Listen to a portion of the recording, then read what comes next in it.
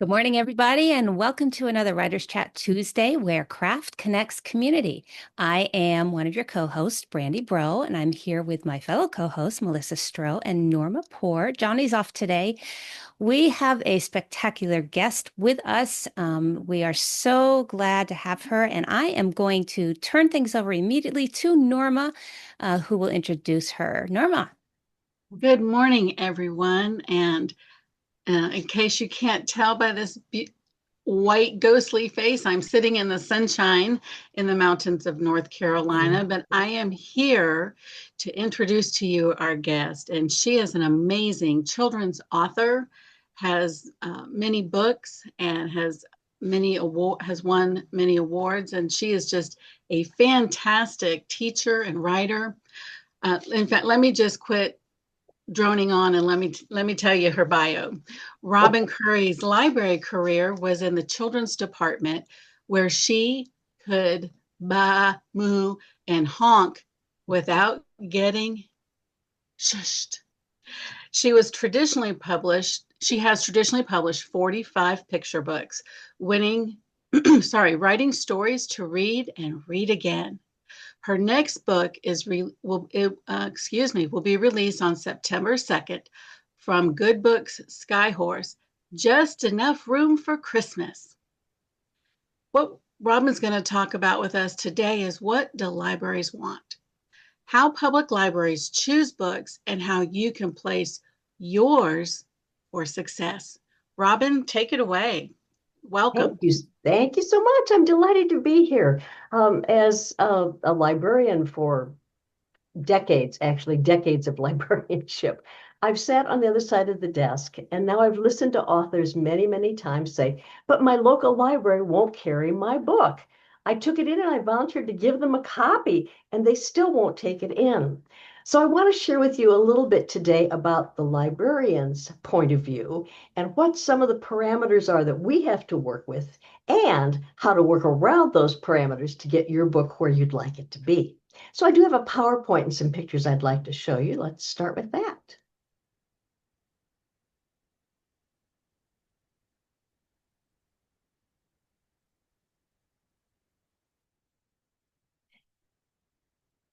There we are. The library market for Christian authors, because it's frequently Christian authors or self-published authors that have so much trouble getting their book in. And it seems just ridiculous because you go to the library all the time. The library lady's your friend. You always chit chat whenever you're checking out a book, and suddenly they don't want to talk to you. So I would like to share how that works and why. Libraries, of course, are not new, but they've always been fairly closely held because books were not very available, or scrolls or stone tablets when you call the way back. Books and that kind of thing were only actually for record keeping. If you go back to the earliest writings that you find in the Middle East, it's all about account ledgers, and nobody wrote down stories because stories were to be told orally and remembered. So keep in mind that the history of the whole library idea is to preserve things that needed to be preserved for the next generation. For example, how many bales of wheat we made in that particular year. Then we move into the Middle Ages, where we start getting some education up in the European area, and libraries were primarily owned and controlled by the church and for the universities. These were the only people that were educated enough to read, and so they were just preserved for them. So the public would not dream of coming in and trying to look at a book that a monk was working on or that a university professor had written. They simply couldn't read, number one, and number two, they wouldn't have had any idea what was going on. It would not have been freely loaned at all. The idea of a space where people could borrow books and bring them back had not yet developed. So when we get to the United States of America, we have two big names that made a huge difference in Americans' resource libraries. Keep in mind that still in Europe, most of those libraries were fairly closely held. It was not until the American idea of an egalitarian system of the right to an education that the public library, as we know it, began to develop. Now you can find public libraries in many places. But we have two big names in the library world. You've probably heard them before. One of them was Melville Dewey. And Melville Dewey came up with a system of organization that would be universally available. In the European libraries, they tended to be organized by whatever the organizer wanted. So the monasteries would put them in order by book of the Bible or by some other theological means. The academic libraries would, of course, sort them by topic. But when you went in to look for a book, you didn't necessarily have the understanding to go and find that book. What Melville Dewey said was that we should have a system in all libraries of classification. So all of the religion books we're going to put in the 200s. That's true in the adult area, in the children's area, in the film section. Everywhere you find a number 200 will always be a book related to religion. The 900s are going to be for history and geography. The 600s are for applied sciences, and so on through all his classifications. From the time he began that in the mid-1800s until now, we have not found a better classification system for the public library. Many academic libraries will use the LC cataloging system, but most human beings that want to use libraries just to check out a book find that very complicated. And Melville's system has still worked very well. The other contributor to the development of libraries across our country was Andrew Carnegie. Andrew Carnegie made a great deal of money, and he decided to use his money to empower the local community to establish a library. So the United States as a whole did not establish a library system for every single state or every single community. They held the Library of Congress, which has every book ever published in the United States.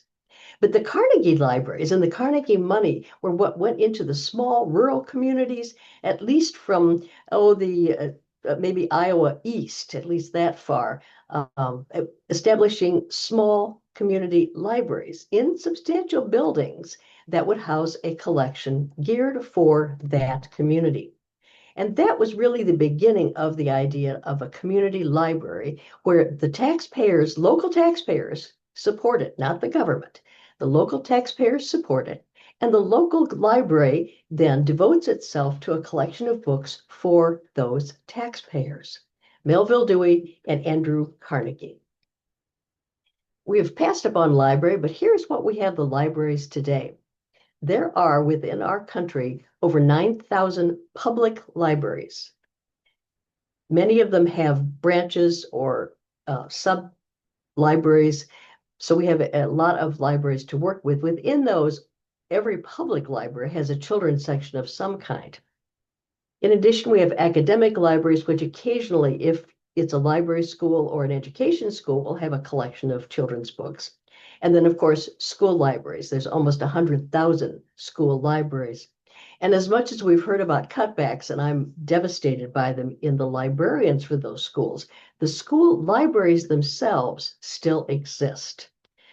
It would be lovely to get what we consider trained librarians who have some experience in collection development into all those school libraries. But it's been my experience that once you get into a library, you learn very quickly and you have a great desire to learn more. Then there's Armed Forces libraries, and this is actually where I got my start. We were stationed at Westport Military Academy, and I was the children's librarian for the post library.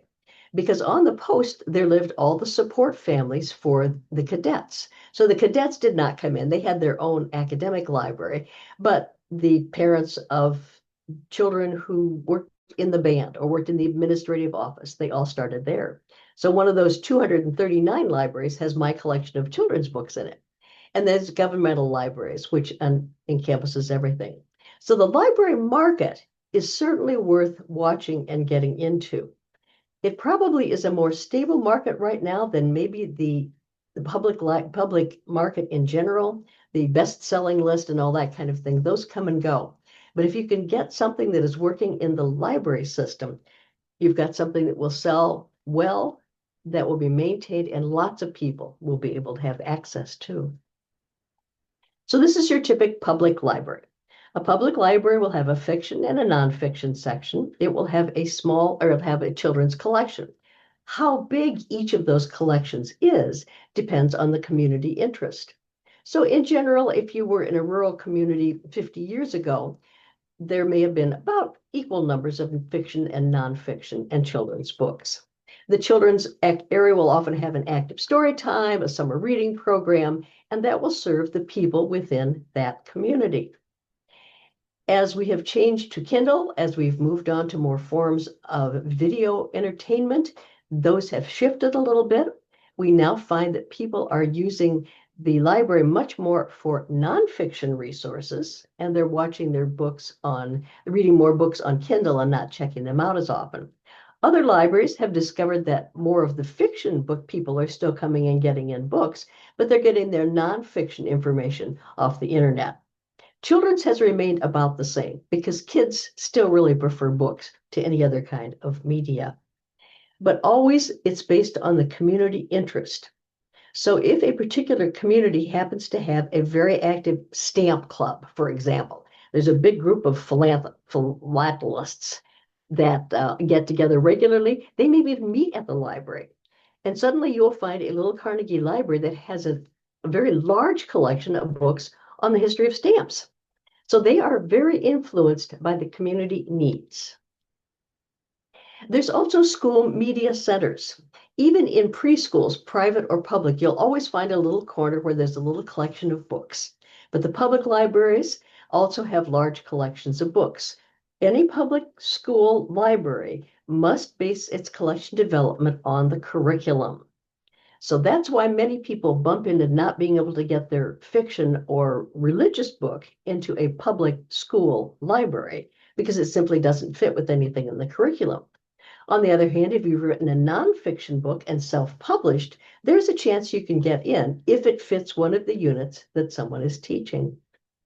There are also church-sponsored libraries. Many churches have a very tiny little corner where they have a lovely collection of books. Unfortunately, many of them handed down. There's not usually much of a budget for buying books, but they'll be very grateful for any donations if you'd like your book to just get out there and be read. There's also private libraries. For example, we have the Morton Arboretum here just outside Chicago, and it has a very substantial library of books on trees, on planting, on the history of Morton himself. And they have a little children's collection, and they have a story time based on the interests of those people who come to the Morton Arboretum. And then you have your curriculum based. This includes all the way up through community colleges and academic universities. It'll be a massive library, but if they're not teaching it, then it's very hard to get a book in there. These are the religious libraries, and most of them look pretty much like this. They're just a little corner of something. They will have a fiction and a nonfiction area. As I say, the fiction is almost always donated books, and the nonfiction was frequently books that the clergy have used before, and now they use online resources. And so we handed our books over to the library, and they have a children's corner.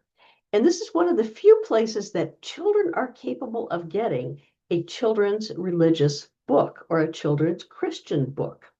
So it's worth donating a book if you have the opportunity and can do so to the local religious libraries so the children can get their hands on the very best that they've got.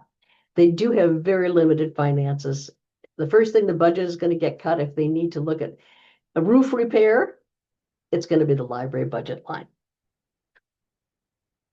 Now, there are church library associations or church librarians associations. So these are groups of people who are actually working in churches, many of them in academic college, church-sponsored colleges, but they do frequently have meetings and they have interests in things and they endorse things. So the Association of Christian Librarians and the Evangelical Church Library Association, they're both worth tracking down on the web to just see what kinds of things they're doing, to see if you might want to join or see if there's anyone there that might give you an in on some things that you're looking for or give you advice and support on your next upcoming book.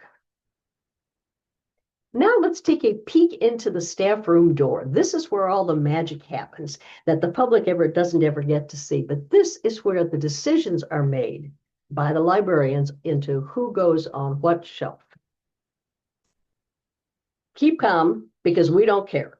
Librarians do not care about 5-star reviews on Amazon. Isn't that amazing? No matter how many you collect, they don't care. They are not going to follow your Instagram account or your TikTok account. Librarians do not look at blogs or tweets to ever pick out a book or YouTube videos. And no matter how many Facebook likes you and your library and you and your book get, the library does not care.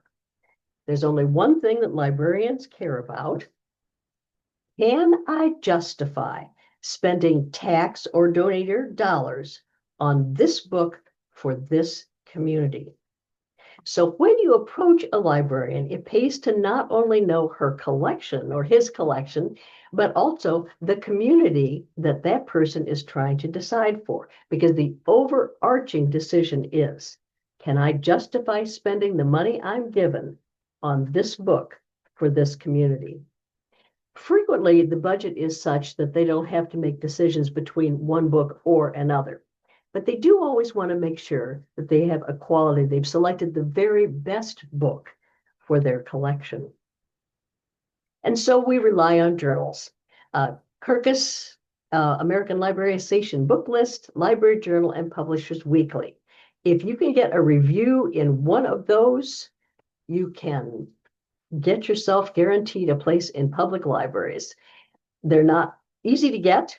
They are there's a lot of books out there being published every year, a lot of them from much bigger publishers than some of us have access to, a lot of them on more popular topics.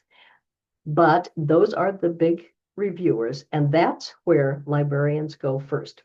So when you show up at the door with your book, the first thing they're going to look for is, did this book get a review? Was there some professional somewhere that believed this book was worth adding to my collection? If there was, you're halfway home. There are also Christian reviewers. And if you can pull a review from a Christian reviewer, sometimes that will have some weight. So these are some. Crosswalk and Christianity Today are two of the big ones. If you can get something on Christianity Today, that has a lot of credibility, even with librarians. But Inglewood Review of Books does a regular series of book reviews, and some of the other ones are very good. But having any interview or having any review at all, if you can take that in along with the book, it'll make a big difference to the person sitting beside the desk. It lets them know that somebody else looked at that and decided this is the opinion that I have. They can use that opinion then to base their own opinion on. The reality is, librarians, as much as we love to read, cannot get through every book in the collection. We frequently don't even get a chance to see the new books until they've come onto the shelves. We have to depend on someone else's opinion. There are such a thing as paid reviews. So in that famous Kirkus, and believe me, every librarian will drool if her book gets a Kirkus review.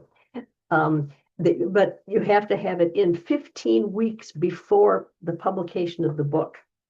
So if the publisher is sending the book out, they'll make sure it goes out in time. And then Kirkus will decide whether it has enough interest across the board to justify that or not.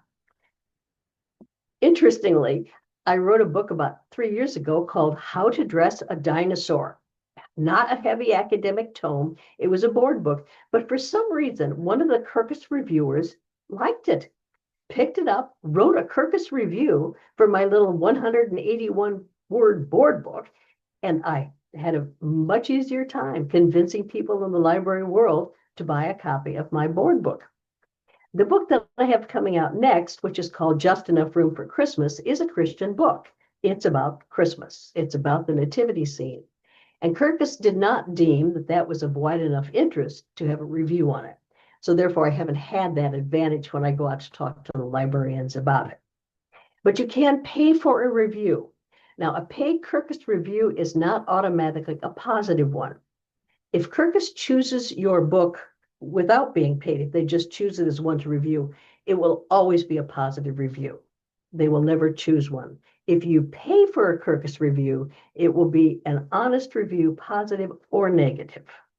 You can choose then whether you want to have that review published or whether you want to have use it for anything. You can decide what you want to do with it, but there is a cost. Similarly, the School Library Journal and Library Journal both have paid review possibilities. Publishers Weekly also has book lists in the back of people who have either self-published or have paid for review and requested. And the U.S. Review of Books also covers those. So there is a way to get around that need for a review if that's what's been standing in your way. But they are expensive. So try to see if that's really, really how you want to approach it. Publishers Weekly also does seasonal specials. So they will do one on technology. They will do one on, occasionally they'll even do one on self-publishing. In fall of this year, they will have the religion and spirituality review. Once a year, they do a big review on religion and spirituality. That will cover the whole plethora from Christianity through everything else. Publishers Weekly, it looks at all books that are published in all places. But it's possible that you have a book to ask for it to be held until the fall review. You'll get a lot of attention. Library Journal also occasionally reviews Christian books. They won't necessarily make a big publication deal out of it, but you can occasionally get one in. And then there's one called Forward. Forward are reviews of independent author books or self-published books. So if you have a very small publisher, Forward might be a place you want to look for a review if you haven't been able to get one in Publishers Weekly or one of the big ones. So I spend a lot of time on reviews because frankly, librarians, that's the first place we go. If you can get a review anywhere besides your friends and whoever endorses the back of your book, you will have a much better opportunity of smoothing that pathway into the door. One more thing, and this is a caveat that most people don't know at all, and this is where the big stumbling block comes. For economic purposes, librarians do not order from Amazon, and they very seldom order from independent people or small publishers. Many publishers work through these big groups that are called jobbers, and they will warehouse a whole bunch of books, and then the library orders directly, they get a discount, and it all works well. So Baker and Taylor, Ingram Content, and IPG. IPG is a new player, but I'm hearing more people go with it.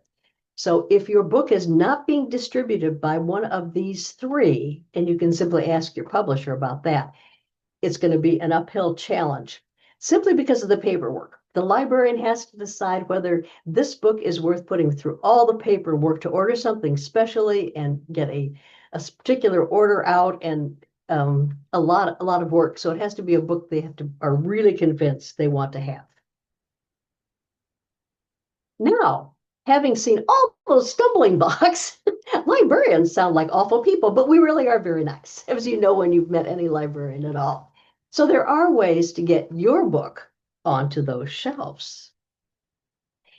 Every library department has a different librarian. So the first thing to know is the nice lady who checks out your book is probably not the librarian who has the power to purchase anything. So what you would like to do is find the head of a department or someone who is selecting for a particular area. And you do that by just asking. Or sometimes you can find it out on the website. They have to put the local patrons first. So if you happen to live in that town and want to walk in, you'll have a much better time of getting your book on the shelf than if you walk in and say, hi, I'm from 2 suburbs over in Glen Ellen, but I'd really like you to stock my book. They're not going to listen to me very closely unless I've got some other things talking to me. They were very few of them actually are empowered to purchase. So when you go in and hand your book to the first person you see, that's where often many of us get immediate rejections because we're simply talking to the wrong person. So they'll be happy to give you, well, we always have to go through reviews and, I can pass it on to somebody. It's not that they're shirking their duty, that simply very few people on the library staff actually make reviews because those are the people spending the money. Collection development is how we call the whole name of how the books get in the library. It's much, much bigger than simply buying a book. So when we buy any book, we need to look at how it's going to fit into the rest of the collection, or how the collection is going to be developed. So first of all, there's a long lead time. The spring and fall catalogs do not come out in the spring and the fall. They come out for the spring and the fall. So things are reviewing and getting ordered long before they're published, and many times a whole season before. So with my Christmas book, if I were to start going around to libraries now, even if they bought it, it's unlikely it would get on the shelf until at Christmas. It would be a real rush job to get a Christmas book on the shelf from September to December. So I have to have a long lead time and know that the catalogs come out early. They also have to remember that famous community interest and taxpayer dollar. The taxpayer believes, rightly or wrongly, that they have a say in what goes into their taxpayer dollars money. And you've seen many objections and book bannings from people who felt their taxpayer dollars were not being spent in the best interest of the community. Librarians want to be very careful to recognize what the community, who the community is, what their interests are, what books have sold well in the past, what local events are going on. For example, in 2026, we have the 250th anniversary of the United States. People are going to be selling books on the 4th of July and about history like crazy for the next year.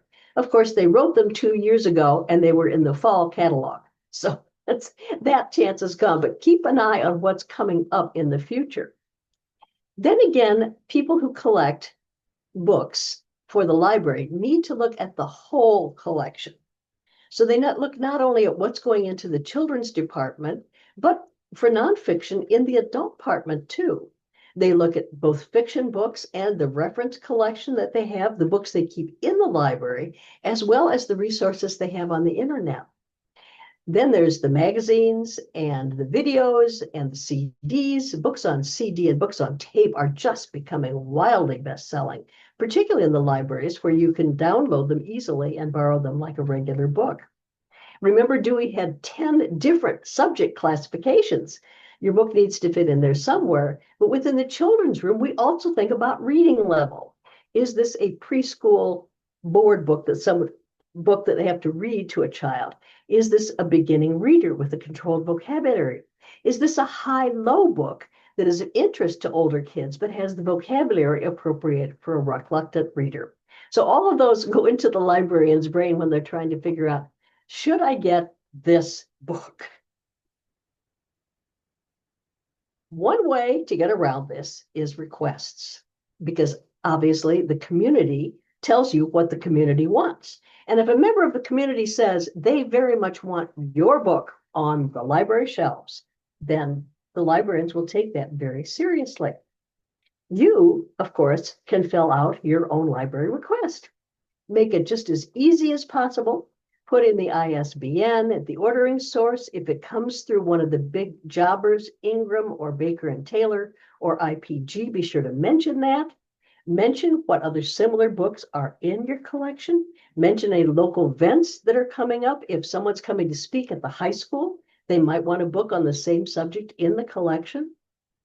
But if you can get someone who's a board member or a member of the staff or a community expert, suppose you've written a book on child psychology and you can get one of the local psychology professors to do it, or someone who's an active doctor in the community. If you have a book on taking children to the dentist and you can get the local dentist to endorse it, it's going to make a big difference to the librarian. They're going to be watching to see if your book is there. So requests are a big in that we can get to get our books into their library. Remember that programs like collection development are always done way before you start to think about them. The librarians right now are thinking about their winter Christmas story times. They are that far ahead always because they have to be advertised. They need to go into newsletters and bulletins. They need to collect the books. They need to arrange for any entertainment or any speakers they're going to get. The librarians are just very much 2 seasons ahead. So plan seasonally. in early August, they'll start thinking about their fall. By November, they'll be doing what comes after the first of the year. And by March, they'll be working on summer reading. Many states have a separate summer reading theme or program. And if your book fits into that state theme, then that's a really good selling point, not only locally, but even statewide. If you can get it added to a book list, that's a real good selling point. Remember that community-centered interests, of course, like I said about the stamp collectors or the coin collectors or bird watchers, whatever you happen to have in your community. If your book fits into that little subcategory, there's going to be a lot of interest. But don't forget about anniversaries of your community, of some business within your community, of park districts, of national forests, anything that you can build a program around, or there might be a community event, you can convince them your book will support. If you choose to offer a program yourself, please don't be rejected. Please don't feel bad if it gets rejected. They are very careful not to ever have something at the library that not everyone can fully take part in. So the program itself has to be completely free. You can't have charging for a library program. Now, the library can pay you to come do book talks, but they will not charge the public.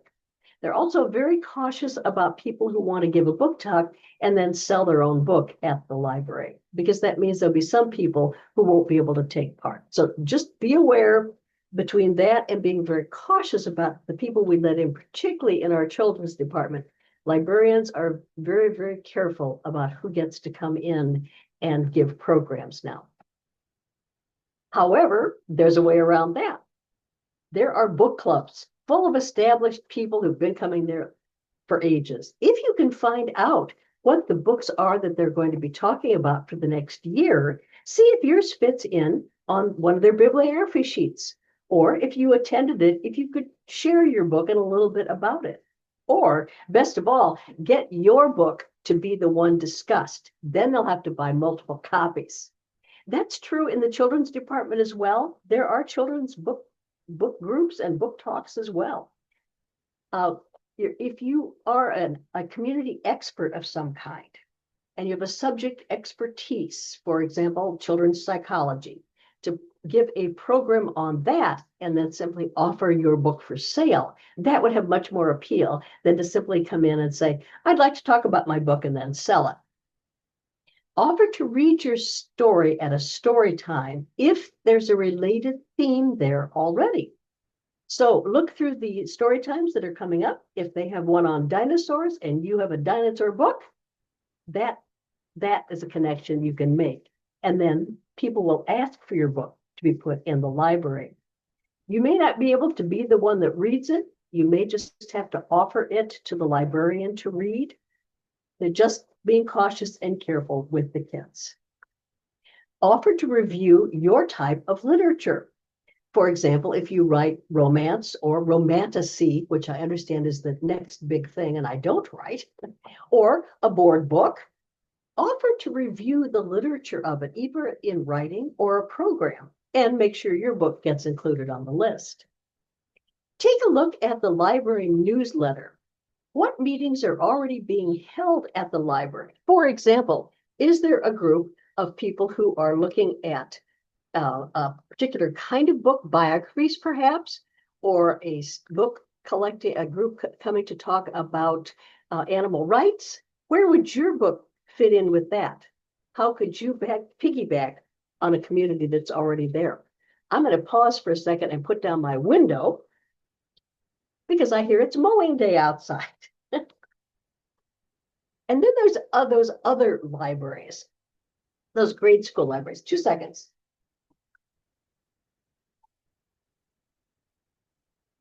I love having the window open, but more guy is coming.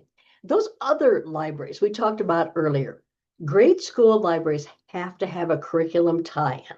So you'll need to be able to show that your book fits with something they're going to be teaching. Now, they're going to be teaching a whole bunch of stuff too, besides the things we normally think about like math and science and reading. They will also have classes on sharing or on student behavior There's a lot of places you might be able to get a book in that might surprise you. So check with some of your local teachers and see if you can get a look at what are they teaching in the course of a day? Do they have any time when they read to the children and they can choose any book they want to? With high school, you're going to have to be a little more focused. And that means you're going to need to be a local expert of some kind who can actually come in and speak to a class about, for example, higher mathematics, depending on what book you've written. Same with the community college.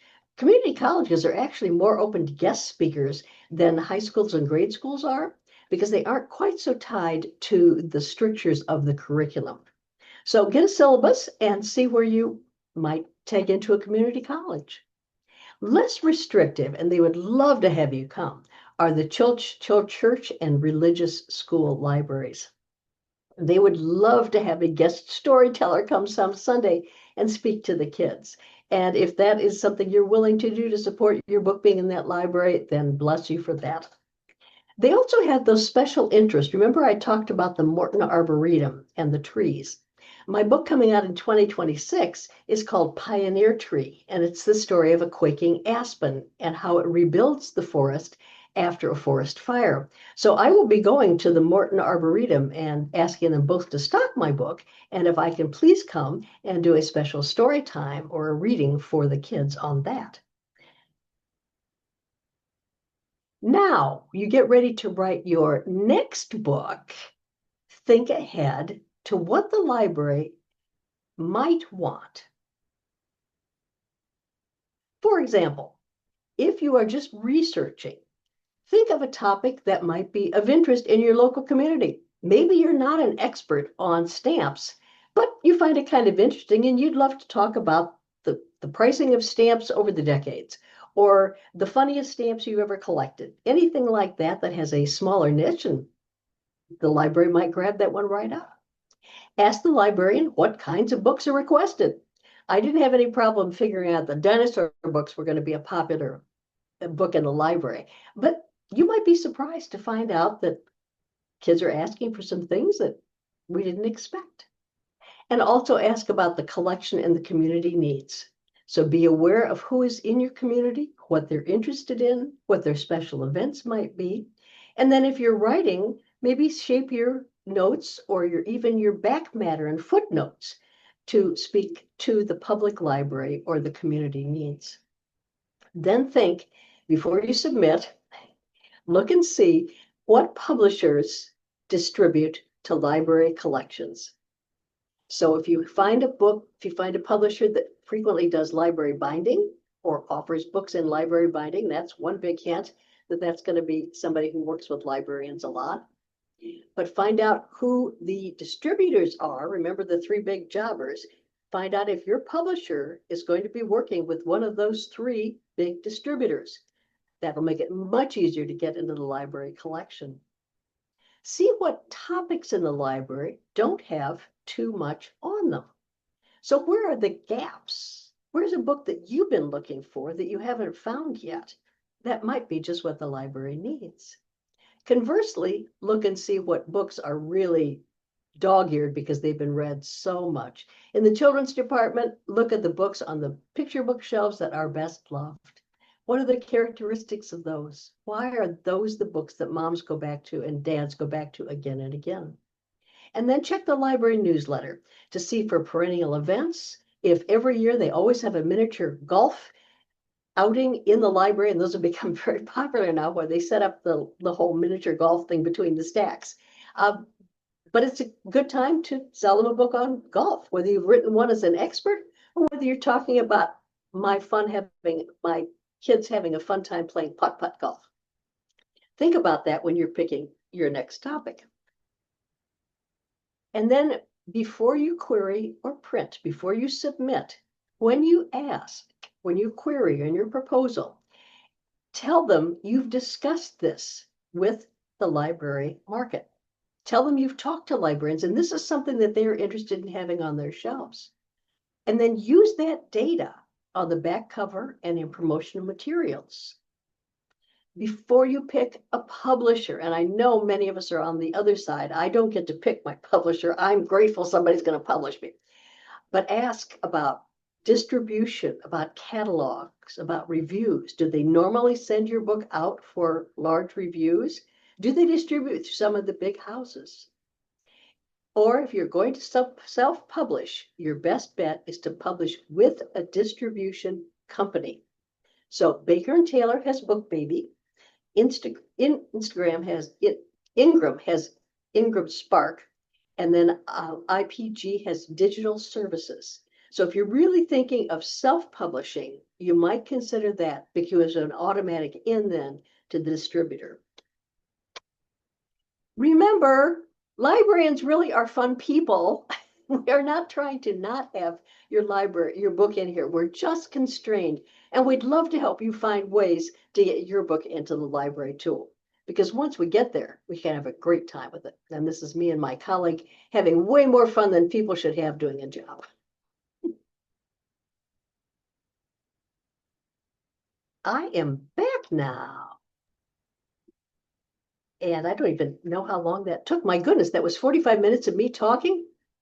It was a great presentation. My congregation would not tolerate that. At the end of 7 minutes, they stopped listening. That's the end of that. But apparently you guys are really good at this. And it was great. There's a lot of comments in the chat about how your presentation helped them understand why things work the way they do in their local library and why it was so hard to get a book in or different things like that. So Robin, thank you. This has been extremely educational and informational because we all go to our libraries, and I know libraries are different, and I'm blessed to be in a county that has 5 libraries, and they are all just wonderful. But it is hard sometimes. I was blessed back when I was homeschooling my kids.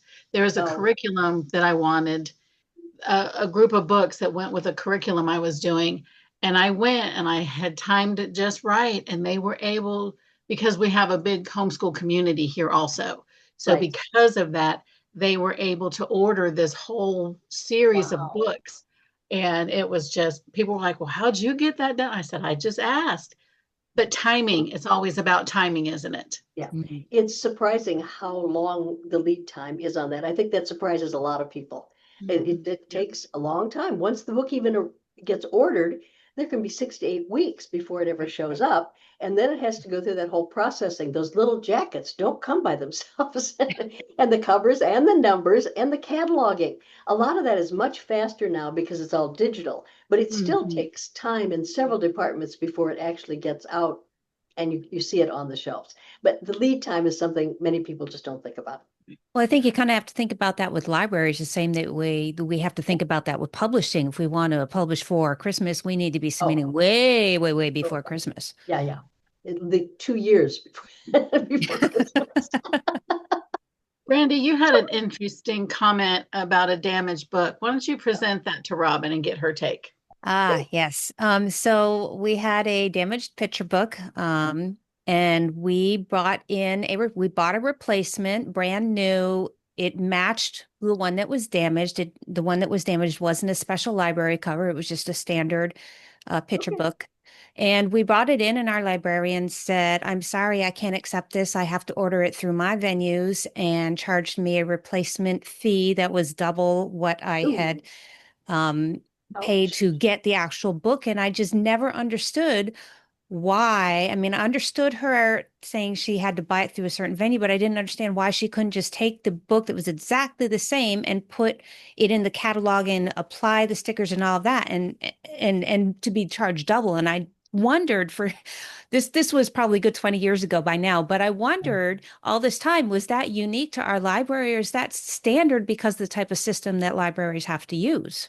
I'm afraid it's more widespread than you'd think. And that one sounds like a particularly punitive system. I don't think we do that. Most libraries don't even charge overdue fines anymore. And if there's a replacement fee, it's the cost of the book. So I'm very surprised that they would do that. I'm sorry that happened to you because it's a bad experience with a group of people who are supposed to be genuinely very fun and nice. But yes, that one makes no sense to me at all. Okay, well, thank you so much for answering that. The funny thing is, it's a small community library, so it wasn't even this huge thing. So maybe, who knows, sometimes because when libraries are small, maybe they are a little bit more like, no, we need this. So I don't know. One other thing to know about very small libraries is they're frequently underwritten or supported by books that are held in a library system. Hmm. And a library system covers maybe 8 or 10 counties. And if it happened that that particular book was on loan from the library system for some reason, or they had bought it from them, sometimes the rules and regulations for doing that, or it may be that they do all their ordering through the system, which makes it much more complicated. And that even getting your book then back to system headquarters and saying, this is the replacement for that. It's why they charge double. I'm still very confused. But sometimes there's some other weird layers, even for small libraries. You think you could just walk in, deal with it, right? Sorry. Yep. Now I have to say on the other side, I have donated books to the library that I had work in and they received it and put it on their shelf. So All right. Well, excellent bonus there. yeah, yes, Whereas, absolutely. maybe, another library might not have done that. Right. Yes. Now, in my own public library here in Glen Ellen, I can just put in a book request because this is where I live and that's my taxpayer dollar that I want to spend on my book. So Hmm. I can get Yeah. my book. Otherwise, for this book that's coming out in September, I wrote to all of the heads of the children's departments in the area and said, "Hi, I'm a former librarian," and unfortunately, without a Kirkus review on this one, I'm having more trouble getting it in. But I Mm. did point out that I was local and active in the community in many ways, and that I anticipated many of their members would be asking for it by name before long. So we'll see what happens. I may have to get a letter writing campaign with somebody from every library district before it's over. Because they will respond to a request from a patron. That's a local Yep. community need. Yep, Yep. that works. Yep. I would like to invite everybody else to come back on. Robin, we If have you would like to, and if you have questions, you can ask as well. We have a little bit of time for There's questions. And go ahead, Norma, if you want to have 55 that one. comments. Stephanie. Do you want to ask your question or do you want somebody else to ask it? She's not answering. Just say go ahead. All right. Stephanie asked, do you all review each other's pieces? And if so, which venue? Your own page, Goodreads, Amazon? Do you all read? So You there's a all mean question. you mean everybody here in this group, right? And Stephanie, do you mean She's between yes. Right. librarians? No. Librarians don't read anything except professional reviews. They'll start there. If you bring in a book and have a review from somewhere else, they'll take a look at it. But I think I'm seeing now that it's a group question. So are you all reviewing each other? Sometimes, if Good. we've read it. Yeah, absolutely. I usually do Amazon. Right. Leave reviews on Amazon. If I'm going to do it on Amazon, I will just cut and paste into Barnes and Noble. I will cut and paste into Christian Books, often carries a lot of them. I'll Apple. even sometimes put it on Walmart or Target if it looks like it might be a book that gets picked up there. I understand Costco is going to stop carrying books, if I heard that correctly. Hmm. So that I've stopped even working on that one. Books a Million is another one. I think that's bigger in some areas of the country than others. But as long as I've written a review, I'll just cut and paste it everywhere. It's Yeah, good. it's a good practice. So the more you can get, yeah. And it's one of the extremely free but very nice things you can do for your fellow writers is to Hmm. leave a review. That just costs nothing, and it might make all the difference. People really care about reviews. Well, from what I understand, reviews is the number one thing librarians use Mhm. to determine if a book should go in their library. And, Right, that just really goes to say how important and valuable reviews are. right. Maybe Yeah, even more so than all of that. I was thinking about all of oh, you have to have a big platform and all this marketing, and authors put so much into social media presence and making these posts and everything. But to get into a library, that is not what's going to do it. exactly right. I hope I have conveyed that in the last hour. Because all of that stuff is important to, sometimes it's important just to get the book sold. I mean, there's a whole lot of stuff you have to do before you can even convince somebody to look at the book.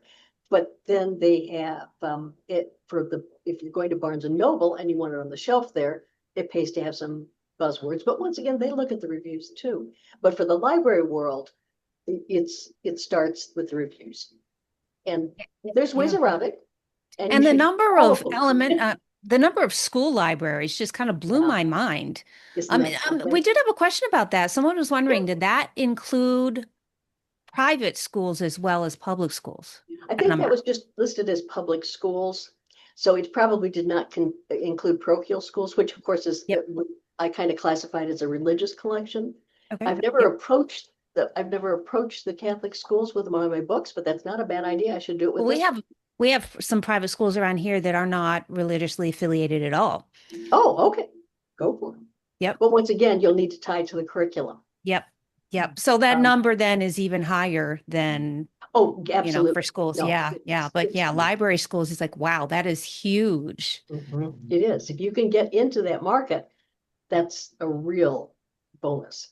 And once you get picked up even by one school district, it can be 25 or 30 grade school books right there. And that's kind of an interesting thing too, because sometimes if they don't have a professionally trained librarian or someone that they think they want to be choosing books, a lot of times they'll take a classroom teacher, and this year you'll be the librarian.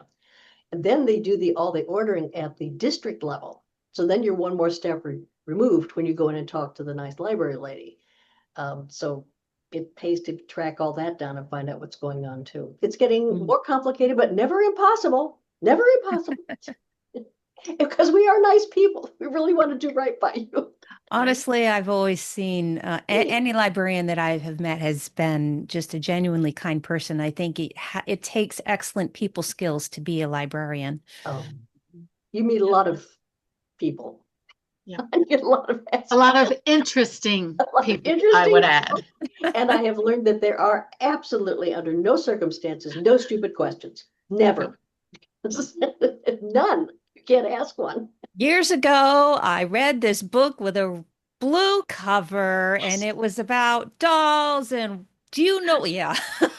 I'm sure you get all kinds of strange questions like that. Indeed. No, I think I can even answer that one. It was probably Hattie, which was a Caldecott, early Caldecott winner, but did have a blue cover, and it was about a doll. So try Hattie, Hattie. Actually, mine that I had as a kid, it was older than that. It was the story of live dolls. Golly, Sounds crazy. I have the book on my shelf somewhere.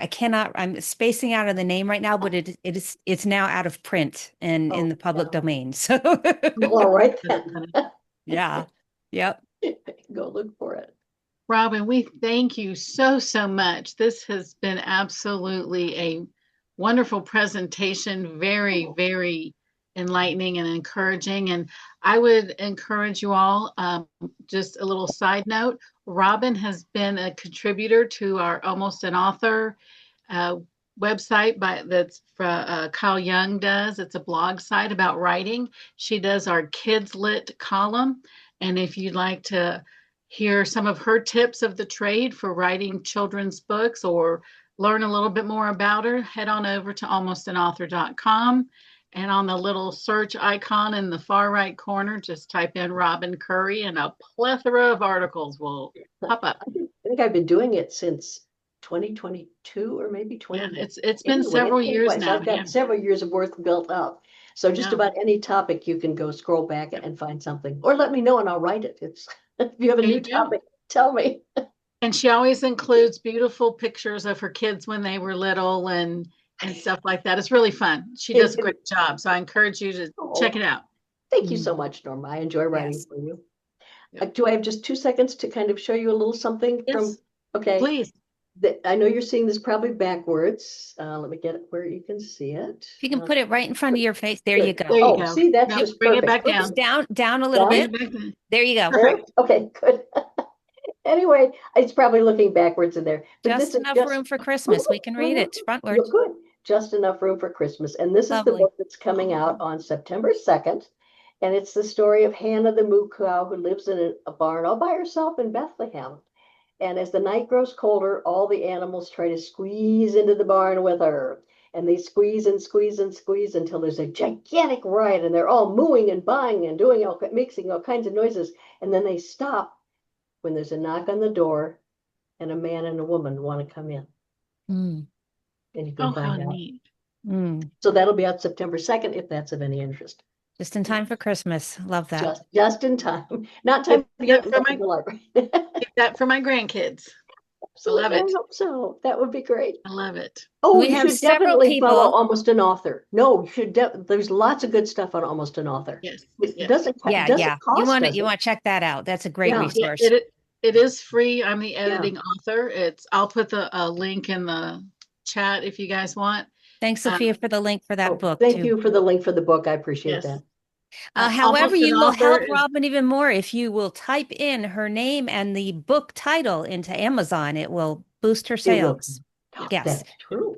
Thank We you have so several much. people in our Facebook members, is Writers Chat members Facebook group that wanted to be here that couldn't make it today. I mentioned Facebook members because most of you that will watch this after we're done will be on YouTube and our Writers Chat YouTube channel. The replay will be up later. But if you want to be here live, come to Writers Chat members Facebook group, join. You will get the event notification so that you can attend Writers Chat live and not always catch it on YouTube. You might want to be here and ask questions live and in person, which we love. And we always love to meet new writers. In the meantime, for those of you that are here, if you want to go back and watch this as a replay, we will post this later in our group on Facebook, but you can also catch it on our Writers Chat YouTube channel that has over 300 episodes that you can watch on all kinds of things. Robin, thank you so much for being here today. Melissa, before we go and close the recording, we will stay, those of us that are here, will stay a little bit for an after party. Melissa, what do we have for next week? Next week, we're going to have Edwina Perkins come back. So those of you who were here last week know that she had a little bit of technical difficulties and wasn't able to complete her presentation. So she's going to come back and do that for us and talk about the danger and power of words in writing. So definitely come back and catch the full thing there. Edwina's awesome. She has great information to share. I highly recommend it. So yeah, join us next Tuesday. Be praying for that episode because she shared every time she shares it, the enemy doesn't want her message out, and there's always some kind of tech issue. So I encourage you be praying for next week's episode. It's really important. Because words have power, which is one of the reasons we write. Right. Yes. Thank you so much, everybody, for being here. We hope to catch you next week. We are here most Tuesdays at 11 a.m. Eastern Time, and you can calculate to find your time if you were not on the East Coast in the United States. But we'll be here next week, and we look forward to seeing whoever shows up. And we thank you for being faithful watchers of Writers Chat. We appreciate you all. And thank you, Robin, for being here with us today. So we will close this recording for now. And those of you that are here, please stay for the after party.